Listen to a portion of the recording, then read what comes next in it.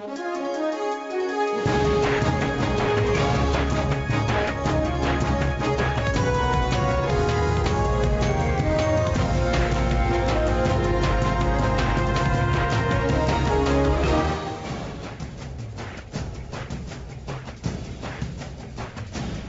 is Newsroom. Hello and welcome from Johannesburg in South Africa.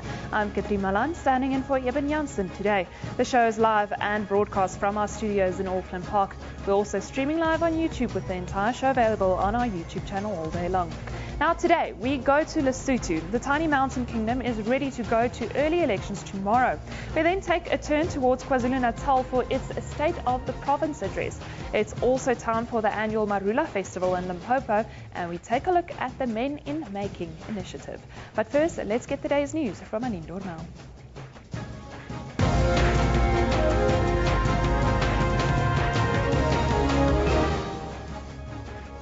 Good morning, I'm Anine Dormel. Let's just have a look at the stories making headlines today.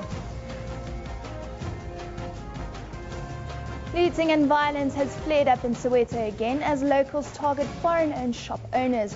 While community members say they want the foreigners out, business owners in Snake Park near Dobsonville say they fear for their lives after all their shops were closed yesterday.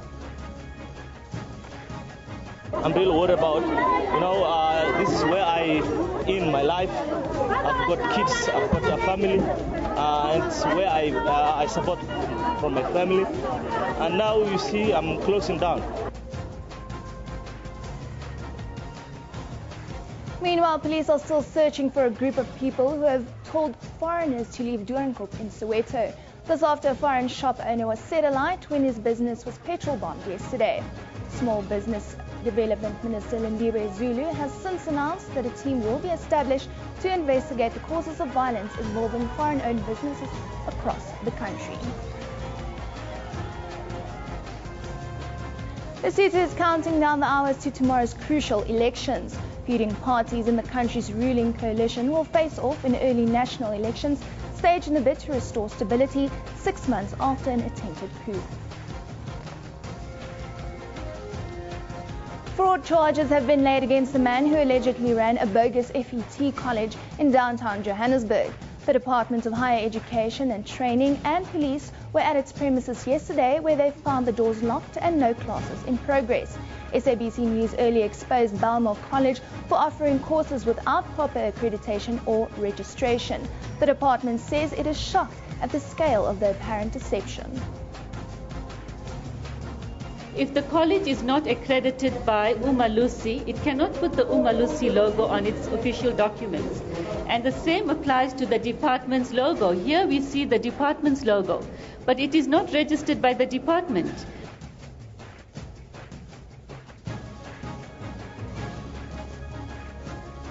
And in cricket, South African captain AB de Villiers won the toss and opted to send his much-changed side into bat in their World Cup Pool B match against the West Indies at the Sydney Cricket Ground.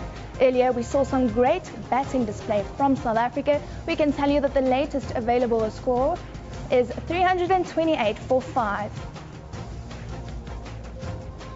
Remember, you can find all the latest story on our Newsroom Facebook page. If you look for Newsroom on Facebook, you can also follow us on Twitter at SABC Newsroom. Kathryn, over to you. Well, thank you, Anine. And just that latest score is 334.5. Now, moving on, the tiny mountain kingdom of Lesotho is ready to enter the early elections tomorrow to restore peace and stability. Nearly 5 months after an attempted coup, the Southern African Development Community managed to pull the country from possible bloodshed and to guide it to an agreed multi-party election. SADC appointed facilitator and South Africa's Deputy President Cyril Ramaphosa played a major role to bring various political parties together to agree on the roadmap to elections. Lesotho has a long history of political instability, having endured coups, changes of kings and assassination attempts against politicians since independence from Britain in 1966. Elections have often been followed by violence, with the South African military intervention to quell rioting claiming about 60 lives in 1998. Now, for the latest, we are joined by SABC contributing editor Vuyo Mvoko from Asiro inside Lesotho. Good morning, Vuyo. Good morning. Vuyo, it's been a bumpy and rough ride up until this point. Are we likely to witness free and fair elections this weekend?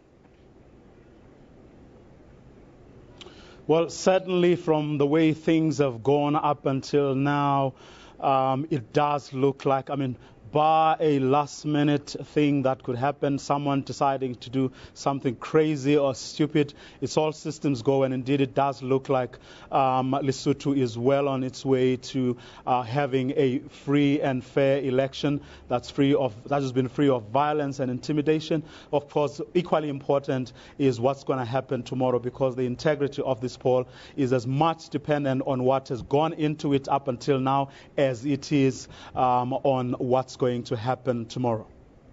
Well, Vero, I understand you do have a guest for us. Do you mind just setting the scene, what it's like there in Lesotho today, and just introduce us to your guest?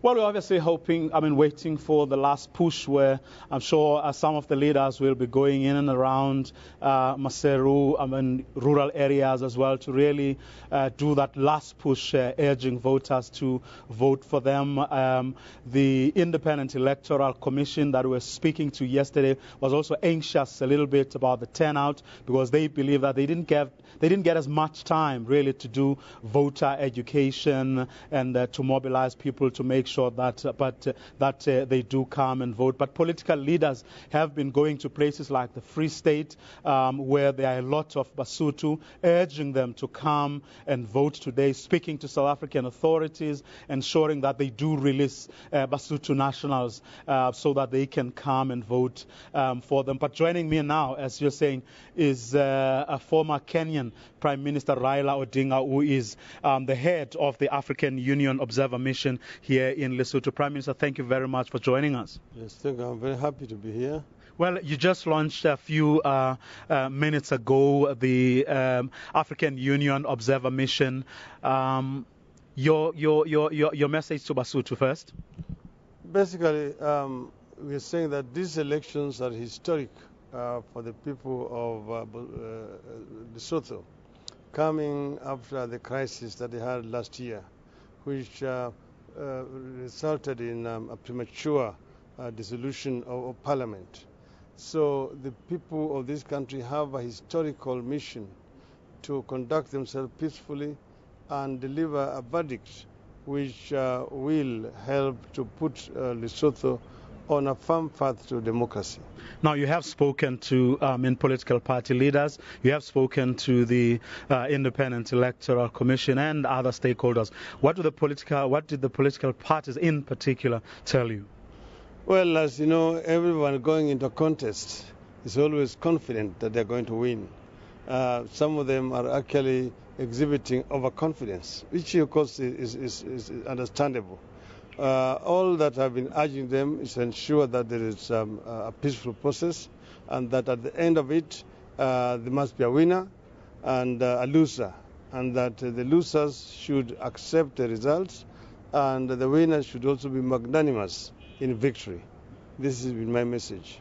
Did you get any sense as to whether the overconfident among them are not perhaps whipping up emotions so they can turn around and say, but I knew that I was going to win, but I don't know how I didn't win? Did you get a sense that they are mature enough? They will be mature enough to be able to accept the outcome even if it goes against them? Yeah, I always put the question to the leaders. I've asked them, how do you rate your chances? How many seats do you expect your party to obtain in these elections? And I've found their predictions are fairly reasonable. I've not found somebody who has been over-optimistic. Of course, they will be underrating their opponents. That is understood. But in terms of the kind of votes or seats they expect to get, I think that they are generally very reasonable and understanding. Now, speaking to the IEC, but also speaking to the SADC Observer Mission, it would seem that the Independent Electoral Commission has got its house in order. They have done everything that they could possibly do to ensure that they are well prepared for the election. Did you get the same sense? Yes, we are told that there were enormous challenges initially, particularly with regard to resources to conduct these elections. But after a lot of efforts, participation of the other beneficiaries and friends of Lesotho, they have managed to bridge the gap. and have managed to get sufficient resources, deal with the logistical challenges, and that they have been able to, for example, deliver ballot papers and ballot boxes even to the remote part of the country on time. And as you have mentioned, it is all systems go. I think that barring something very extraordinary, this country is really on the way to having a historic election, which in my view is going to be free and fair. There has, of course, been the issue, a thorny issue of the security forces, the police and the army and their role in this election. Any concerns or issues raised around that particular issue? I really want to commend SADC and the government of South Africa for the role that they have played in reining in the security forces and ensuring that they are neutralized, that they do not take partisan positions in these elections. But going forward, post-election, I think that this country requires a comprehensive constitutional review, which will bring all the institutions in this country under a civilian authority. Mm-hmm. So there has to be, for example, as far as the military is concerned, a commander-in-chief who is a civilian, who can give authority for the deployment of military, but with the sanction of parliament, as happened in most democracies. Prime Minister Odinga, thank you very much for talking to us. Thank you. Former Kenyan Prime Minister Raila Odinga, of course, is the head of the African Union's Observer Mission that is here in Lesotho. And with that, it's back to you, Johannesburg. Well, thank you so much. Rio Mwoko, our contributing editor, joining us from Lesotho this morning. Let's just take a look at what you've been saying on social media regarding the elections in Lesotho. Please remember to send us your views on Twitter at SABC Newsroom. Hashtag, of course, the hashtag is Lesotho decides. Elections will not resolve the security sector crisis. Reforms will keep the army out of politics. Lesotho going to vote tomorrow. Really sad time for many. I pray all goes well. I am really worried though. Hashtag Lesotho elections. Hashtag Lesotho elections. Hashtag Lesotho decides. You can join the conversation on Twitter. Interesting weekend ahead. Hashtag Lesotho elections. Remember to send us all your comments and views at SABC Newsroom. Vote DC for better governance. Lesotho elections. Moses Lili has a good leadership skill compared to Tom Tabane. Of course, the debate going on social media regarding the hashtag Lesotho elections, hashtag Lesotho decides. You can also join in the conversation on Twitter. Now, moving to KwaZulu-Natal, state security bodies are on high alert ahead of the State of the Provincial Address to prevent possible disruptions. The move comes in the wake of the recent drama in the National Assembly when President Jacob Zuma was disrupted during his State of the Nation address. The provincial government on Tuesday hosted a provincial prayer day to seek divine intervention for the smooth opening of the legislature and the State of the Province address. Both the Gauteng and Western Cape provincial legislatures were affected by disruptive members of the provincial legislature. Premier Senzo Mchunu is expected to deliver the State of the Province address by outlining his administration's past year's successes and future plans. KwaZulu-Natal received the largest slice, 385 billion rand, allocated to provinces in 2015-2016 budget. For the latest, we are joined by SABC reporter Ayanda Mukhlongo, who joins us today. Ayanda, welcome to Newsroom. A very good morning to you. Now, Ayanda, as I understand, you do have a guest. Just before I hand over to you, can you just set the scene for us, what it's like, and has there been any type of mood of disruptive behavior ahead?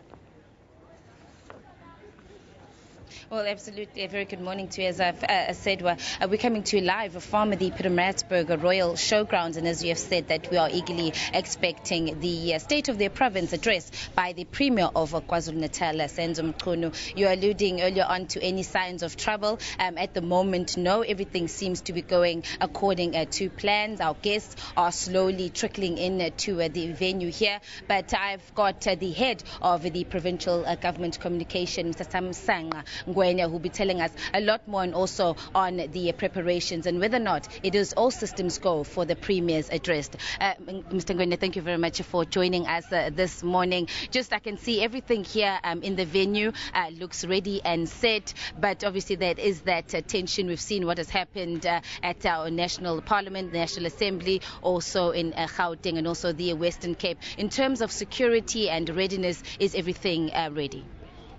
No, thanks for the opportunity for the interview. I think from our side, we think that everything is going to go well, and we also are hopeful that the people of KwaZulu-Natal would be coming out and to listen to what the Premier has to say about the issues that the government will be focusing on for this financial year. So we hope that whichever of those kind of elements that may be looking to disrupt that, they will have a sense of the occasion and look into the issues and engage with what the Premier will say on substantive issues. And of course there will be the time for the debate, which is scheduled for the 5th next week. So they will have that platform to raise those issues sharply during the debate.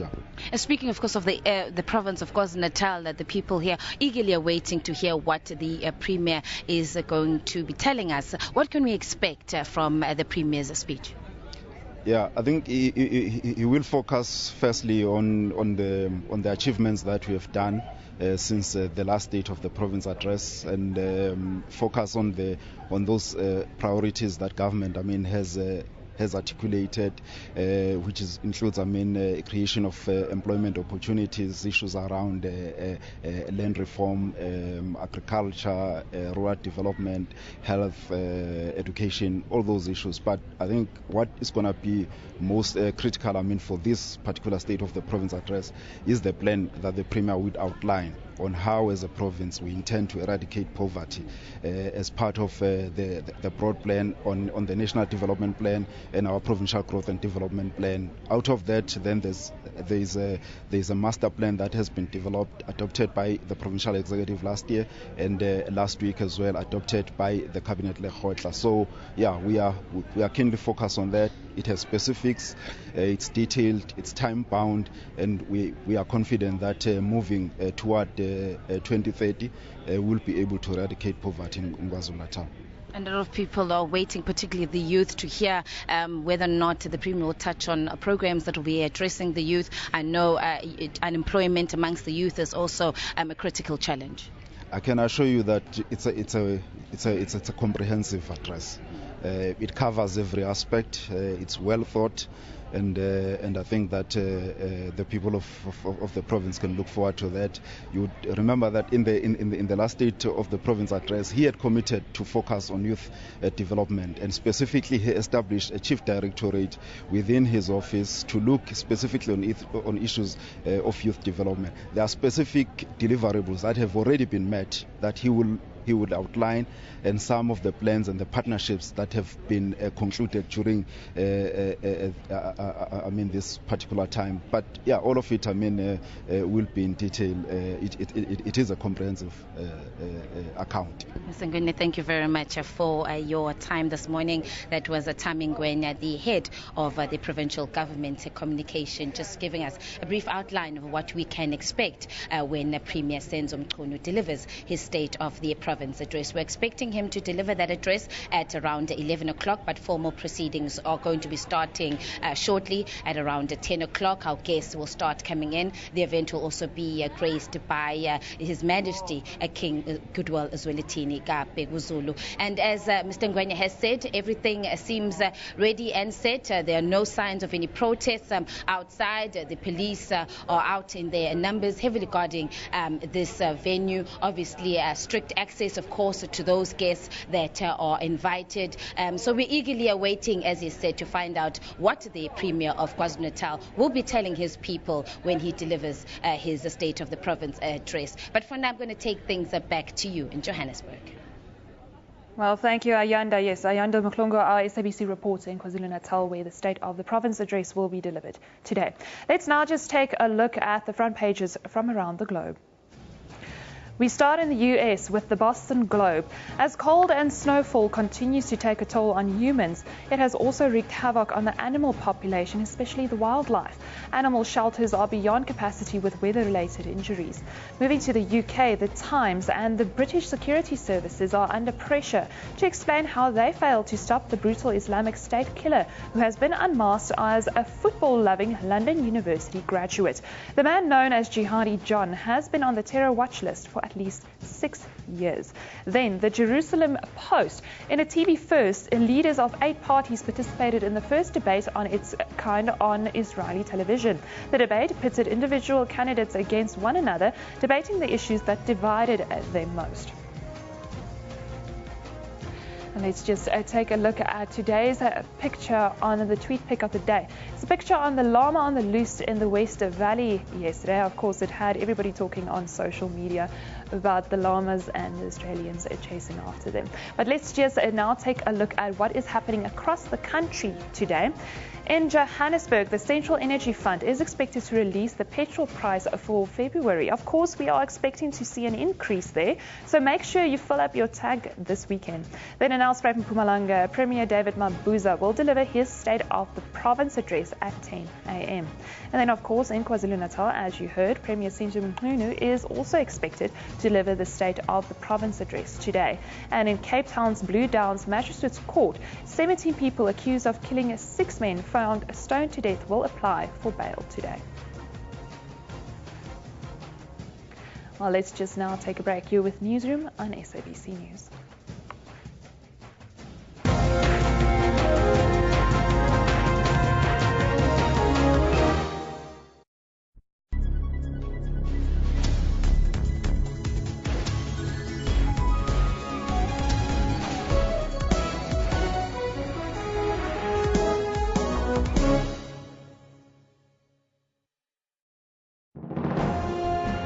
Zoom into Africa. This is Burundi. The president is Mr. Pierre Nkurunziza. Burundi got independent from Belgium on 1st July in 1962. The population is more than 8 million people. One of Burundi's major languages spoken is French. Monetary unit is Burundi franc.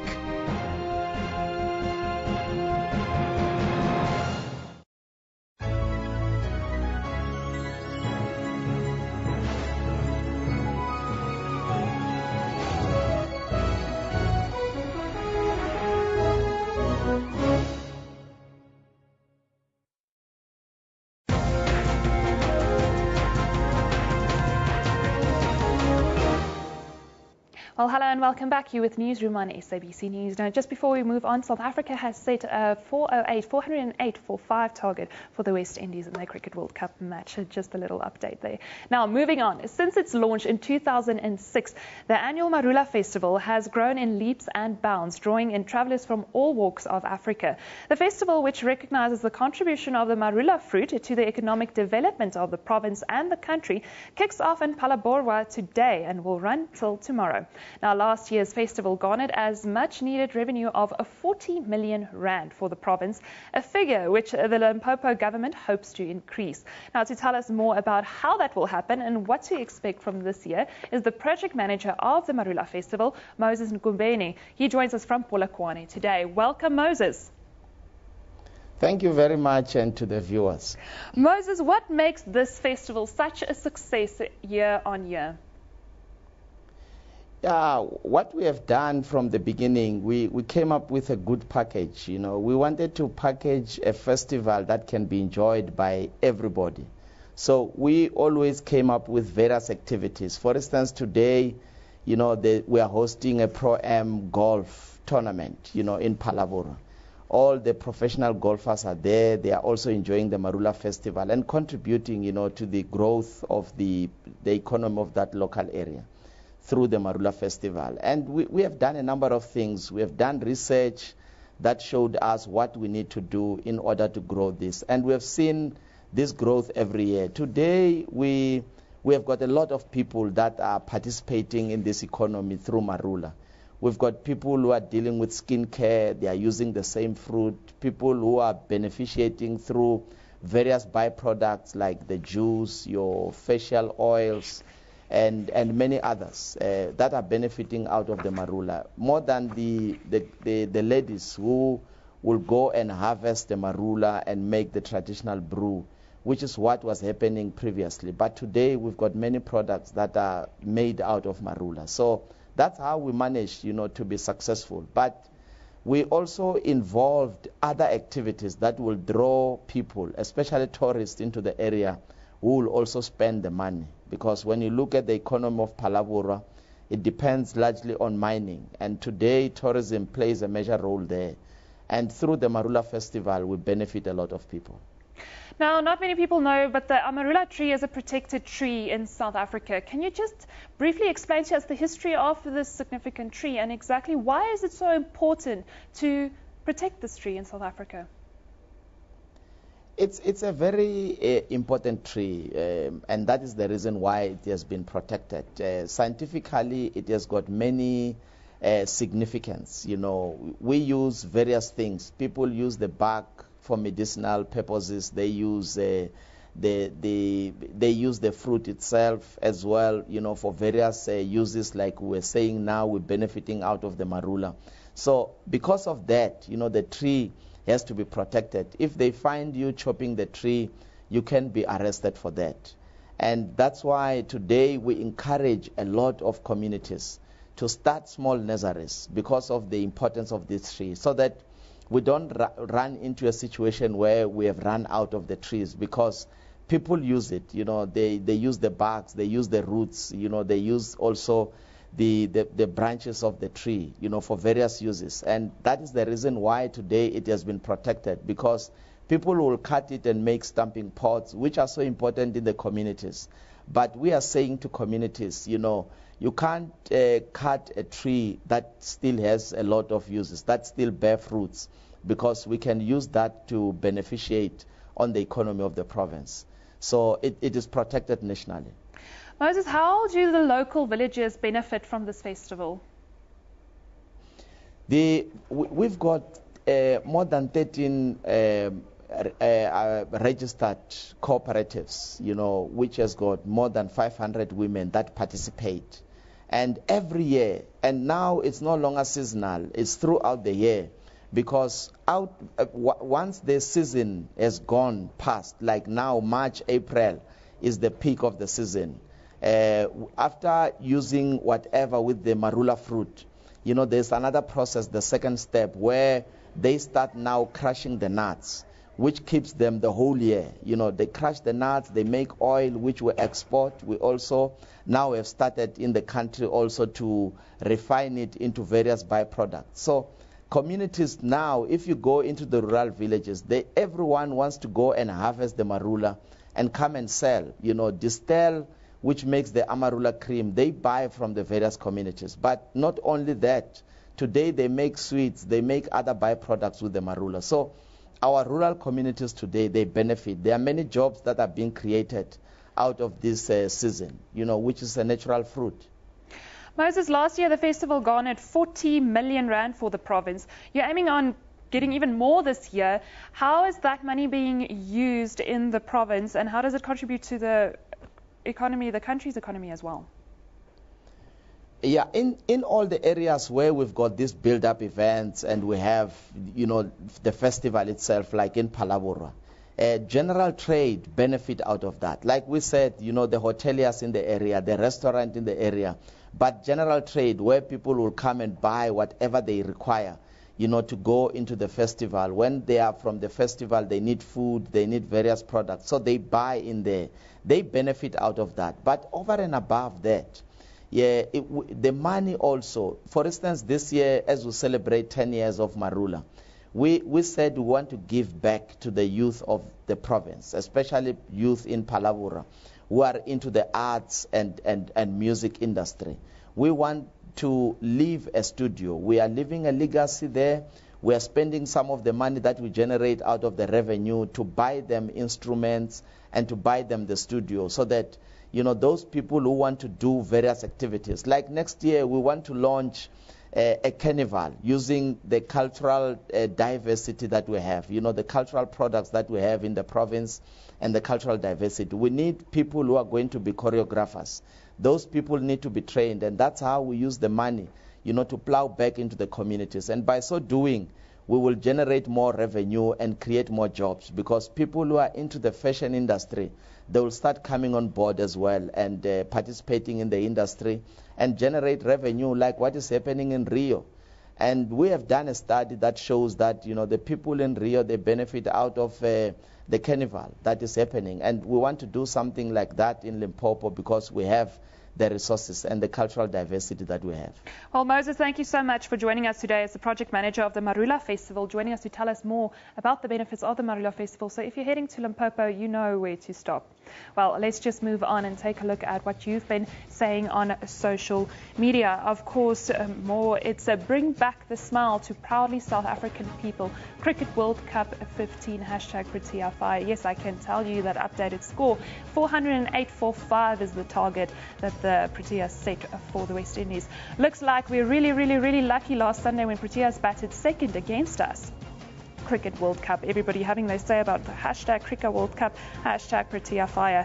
It's worth getting up at 5:30 on your off day for this kind of cricket. Thank you, Proteas. I couldn't be prouder.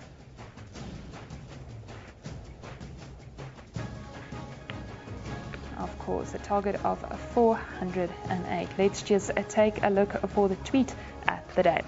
Now today, the tweet of the day, we remember one of our own. Mhlobo Venene radio presenter Sabam Beklane passed away on yesterday following a motorbike accident earlier this month. Now the tweet comes from Kanisani Dlomo. Devastating news of Beklane's death. Saturday and Thursday will never be the same. #rest in peace. Now let's just take a look at what's been happening on our Newsroom Facebook page today. There you'll see the community of Uribe is living in fear following the murder of an elderly couple who were found with stab wounds to their necks. Outside of the country, the United Nations Security Council says the refugee crisis related to Syria's protracted conflict is changing and approaching a dangerous turning point. And members of the public have until the end of business today to make submissions regarding a proposed amendment to the National Road Traffic Amendment Bill. That proposes that the lowering of the current blood alcohol limit for motorists should be 0. You can find these and other stories on our Newsroom Facebook page, or you can visit the SABC website at www.sabc.co.za/news. It's time now to take a break. You're with Newsroom on SABC News.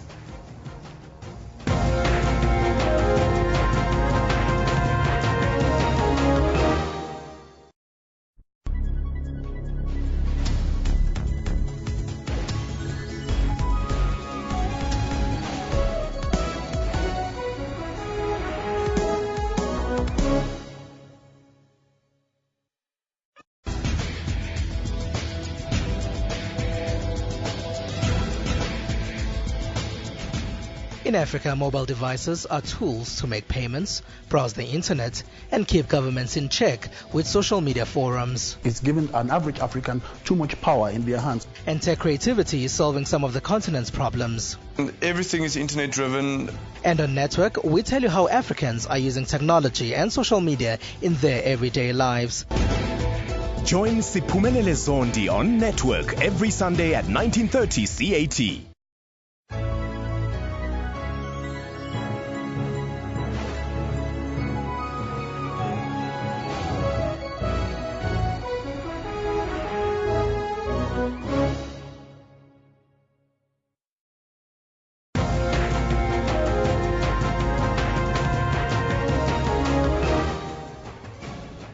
Welcome back. You're watching Newsroom on SABC News. Let's just have a look at the stories making headlines today.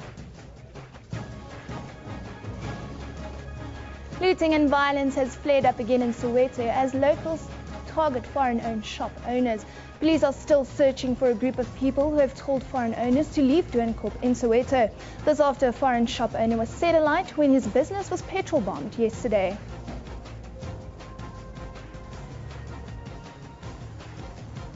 Lesotho is counting down the hours to tomorrow's crucial elections. Feuding parties in the country's ruling coalition will face off in early national elections staged in a bid to restore stability 6 months after an attempted coup.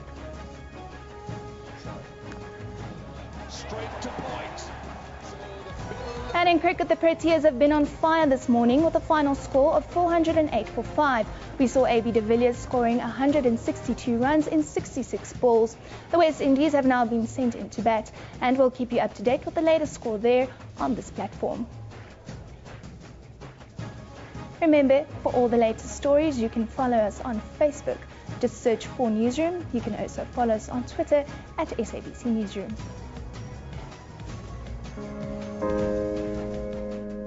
When people drive past me on the streets, I wonder what they see. Maybe they think I don't care about the future, that I'm lazy. If only they knew the truth, knew how hard I'm trying, how much I want a better life for me and my family. I wish they were able to see inside of me, to see my potential.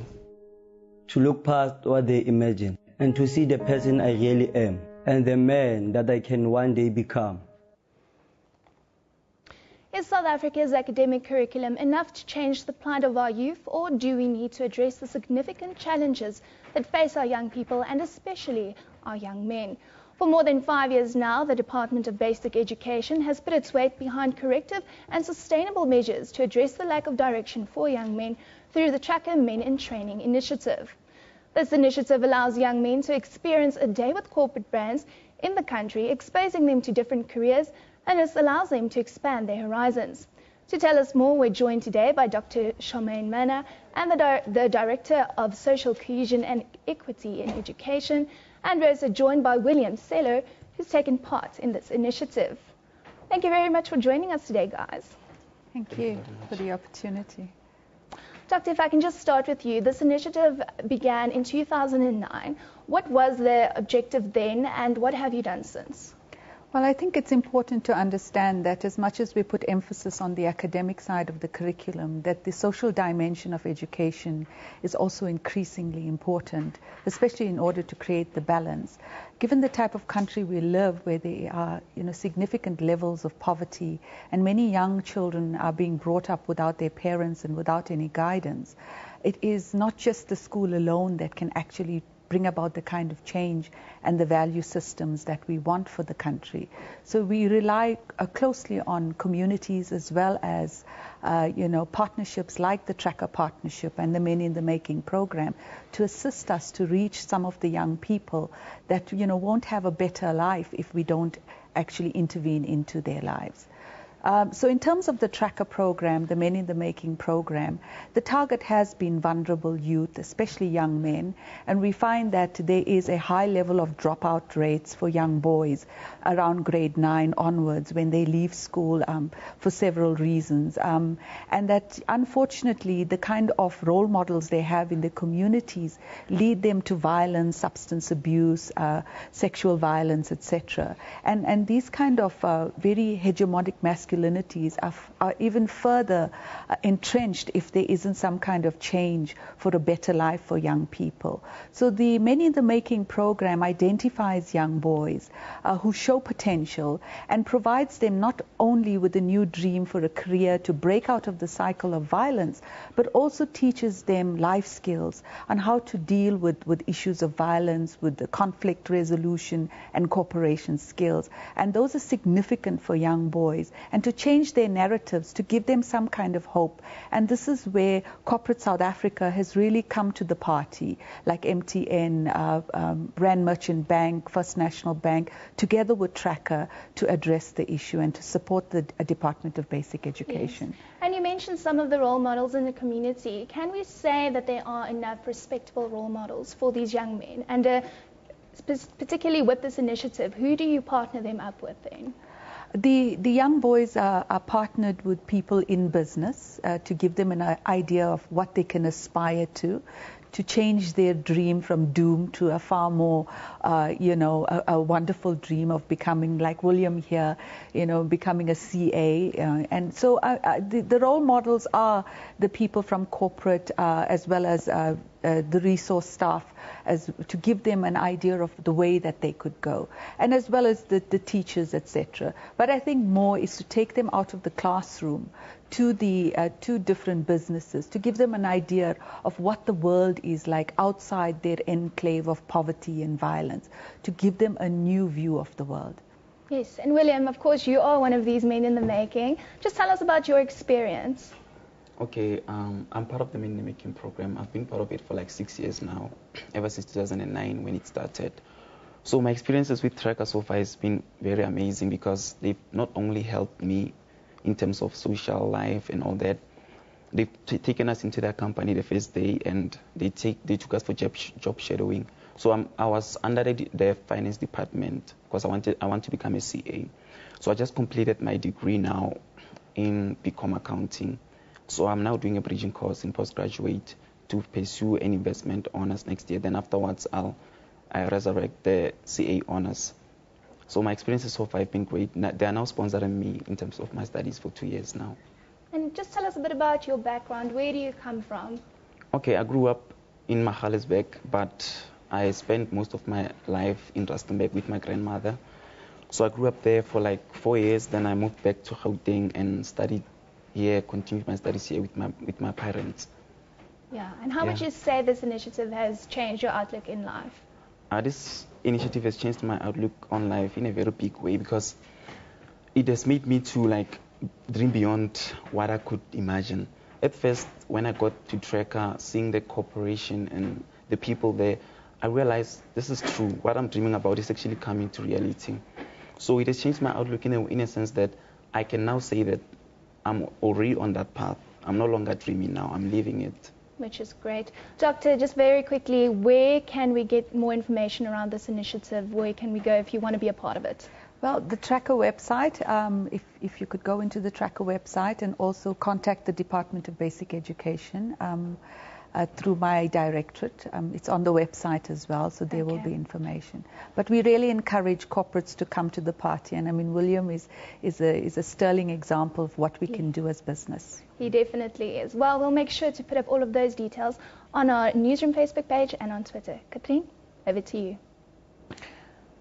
Well, thank you, Anine. It's that time again. Metro FM Music celebrates 14 years of its existence, recognizing and showcasing local talents from different genres. The ceremony is scheduled to take place tomorrow, the 28th of February 2015 in Nkosi Albert Luthuli Conference Centre. Not only do they afford South African artists an opportunity to be awarded, when they also encourage the public to participate in nominating for their favorite musician and also to vote. Now today we are joined by Metro FM's PR and Communications Manager, Happy Ngiri, in our Durban studio. Happy, welcome to Newsroom. Thank you so much for having me.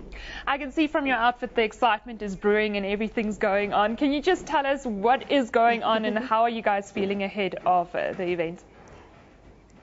You're perfectly correct. The excitement is palpable and we're almost ready. You know, about 24 hours to go. We will be on the biggest stage, on the biggest entertainment stage in the country, where we will be celebrating greatness, which is the theme of our of the 14th leg of the Metro FM Music Awards this year, where we're working very hard behind the scenes to ensure that we produce an event or a production of international stature. Now, it's 14 years of existence. It's quite something to be proud of. Briefly, just take us back to the history of where it all started and the purpose of it all. Absolutely. It started 15 years ago, but we've had, there was a year where the awards did not happen, so we've had 14 years. And it started as a tiny, get-together event downtown Johannesburg with 300 guests. But today it has grown into one of the biggest, if not the biggest, music award ceremony in the country, where we can't even fill we can't even accommodate all of our viewers and listeners at the ICC, and that's how big it has grown. And hence we have organized the public viewing area which is the PVA that's going to happen at Moses Mabhida the same time as the awards tomorrow. And that's really an extension of what, the PVA is an extension of what is going on at the main event. But basically these awards are really the awards for the people, by the people. It is the only award ceremony, music award ceremony in the country where we get to the fans and the viewers and our audiences to participate and vote for their favorite artist. And it's really, the brand Metro FM, we pride ourselves in the fact that we have created this platform to give to our local musicians to showcase the hard work that they do that they've done in the last 12 months. Now, how has the event contributed directly to the industry over the years? Well, it has contributed in a very big way because, many musicians that have won the statuettes in the past will tell you that, after they've won this coveted statuette, which is the Metro FM Music Award, that thereafter they get, largely recognized, especially the newcomers in the industry. They will then get recognized. The media will focus on them. They will get gigs in the corporate world and in the music industry. And their careers change for the better, if you like. And that is just how massive this project has become over the years. And not only that, it contributes to the economy of this province in particular, because I can tell you now that all roads are leading to Durban as we speak. People are driving from all over the country. The airport is busy today. There is a vibe in the city. That something is going on, and we've gone very big with our marketing and our PR campaign, that everybody in the country is aware that tomorrow something big is going on in the country. Just to recap, how can the public become involved on Twitter, social media, and all of the gadgets we have today? For sure. We have 21 categories at the Metro FM Music Awards, but the voting lines closed already. They closed on the 22nd of February. However, there is one category that only closes tomorrow around 9 in the evening while the awards are happening, and that is the Song of the Year category. And it is by far the biggest and the most popular category, if you like. And the listeners and the viewers can still vote for that category, in their numbers. In that category, we've got the most popular songs in the past 12 months, and there's 10 of those songs. So people are encouraged to still, vote as much as they possibly can. We can also send people to our website, which is www.metrofm.co.za, just to get more details about how to vote. But remember, we want to encourage our viewers and listeners that if you do not vote for your favorite artist, then they can't walk away with probably one of the biggest awards in the country. So you have to participate and do something to see your favorite artist win tomorrow evening. Well, Happy, thank you so much for joining us today. That's Metro FM's PR and Communications Manager, Happy Ngiri, joining us from our Durban studio. Well, just before we take a wee close today, let's just take a look at some of your tweets. Please remember to send us your views on Twitter at SABC Newsroom. Metro FM Awards, I can't wait to watch it. Yes, the public, as Happy said, get involved, hashtag on Twitter, on Facebook, Saturday, hashtag Metro Awards, here we come. All the excitement today in Durban. Song of the Year is a tight one. Your hashtag Metro FM Awards. I've loved to go to Durban this weekend for the hashtag Metro Awards, but shame. Yeah, some of us might be missing out, but as she said, you can keep up to date with what's happening there on Twitter if you're not one of the lucky ones to be able to go to Durban. Now, we leave you today with the musical group The Usual Suspects. The group represents the pinnacle of the evolution of South African and African music, and they are here to take the country by storm. That's it from our side. This is Newsroom, where we love it in the morning. Yeah. We go by the name The Usual Suspects. Catch us tomorrow at Bloemfontein at Topaz. Yeah, that's how it is. So.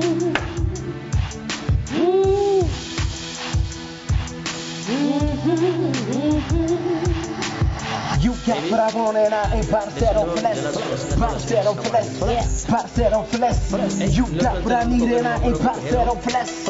About to settle for less. About to settle for less. You never had it until you have it the shotgun way.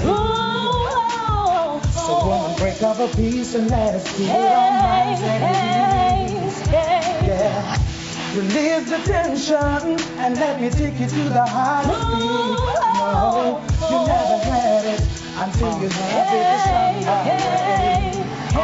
Till I'm a summer to meet the girl and I'm feeling a heat. I can feel it from the top of my head to my feet. You got some kind of hold on me, that's what was set to my rock. Couple lang manana, can my never spend that it out. We can still talk for hours and I never get bored. After happy by my side, that's why I'm thanking the Lord. Rata kam ko on siapaka, they will love the way you move it when you shake and a hop. Bang ya ko bonang wanna stop. Buba tata misiska kwata askiska pop. Oba crash ya tata reba bato. Rata cause every minute I feel you including every hour. You never had it until you have it the shotgun way. So woman, break up a piece and let's do it on my days. Yeah. Come on. Release the tension and let me take you to the highest peak. No, you never had it until you have it the shotgun way. No.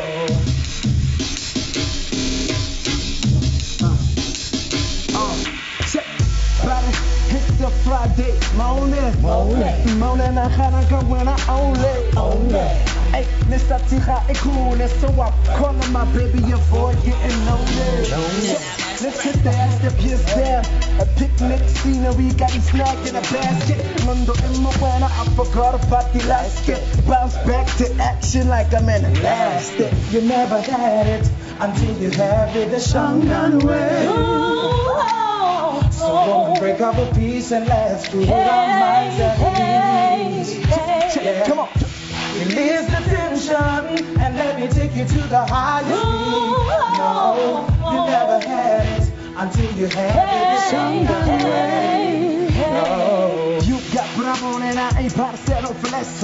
About to settle for less. About to settle for less. You got what I need and I ain't about to settle for less. About to settle for less.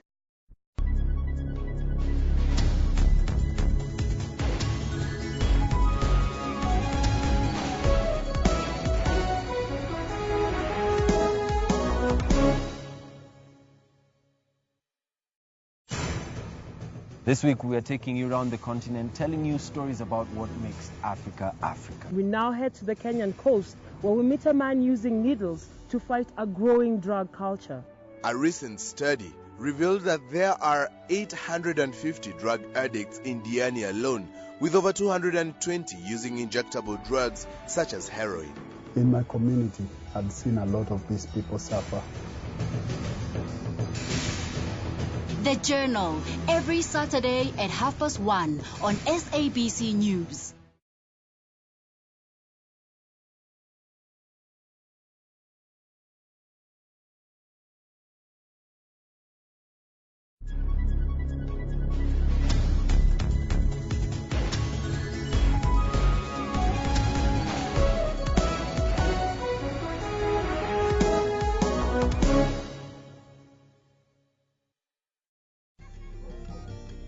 South Africa was in flames as the country was made ungovernable. The world was putting more pressure on the ruling party, the National Party. There was a great need of political parties to keep law and order. This calls for the release of Mr. Nelson Mandela. Mandela has been in prison since August 5th, 1962. To those fighting against racism and oppression, Dada became a living legend despite being in prison. On the 2nd of February 1990, the National Party announced Mandela's release. Government has noted that he has declared himself to be willing to make a constructive contribution to the peaceful political process in South Africa. I wish to put it plainly that the government has taken a firm decision to release Mr. Mandela unconditionally. On the 10th of February 1990, the big announcement that the whole world was waiting for from the presidency, F.W. de Klerk. I am now in a position to announce that Mr. Nelson Mandela will be released at the Victor Verster prison on Sunday, the 11th of February, at about 3 p.m. Yesterday evening, I met with Mr. Mandela in Cape Town, together with Ministers Viljoen and Coetzee. During the meeting, Mr. Mandela was informed of the government's decision regarding his release. Discussions between me and Mr. Mandela, namely the state of emergency and the position of persons serving sentences for politically motivated crimes, as well as those who have committed such crimes and who are now outside the country.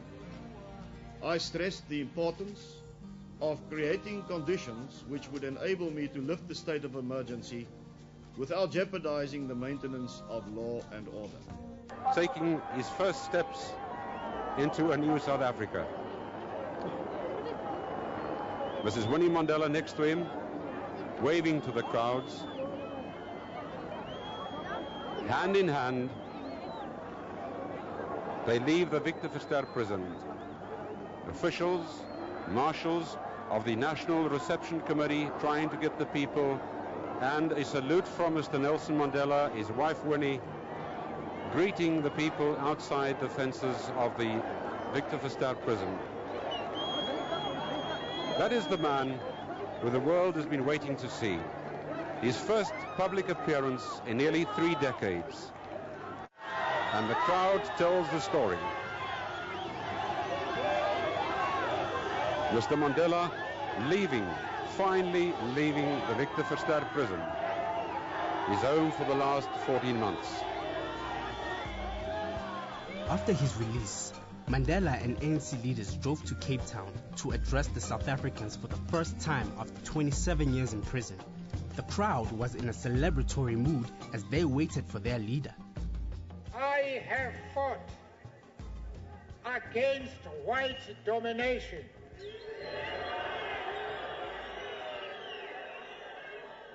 And I have fought against black domination. I have cherished the ideal of a democratic and free society.